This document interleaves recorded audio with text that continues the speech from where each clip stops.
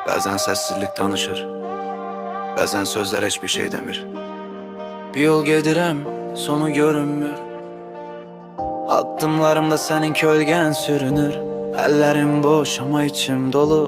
Sanki bir xatirənin içində ilişib ruhum. Sənsiz bu şəhər çox səssiz deyil, amma mənim üçün hər səs yarım. Gecənin ışıqları titriyir, mən baxıram bir nəfəs çatmır.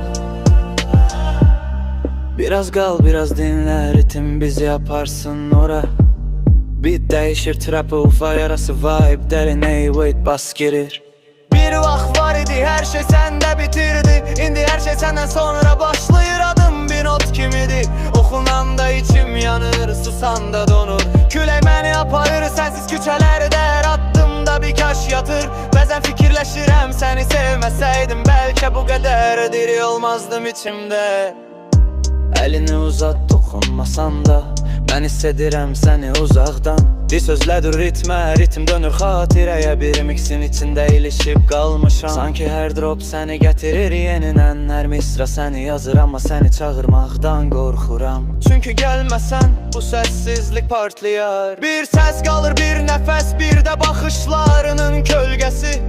Mən səni itirmədim, sadəcə musiqidə gizlətdim.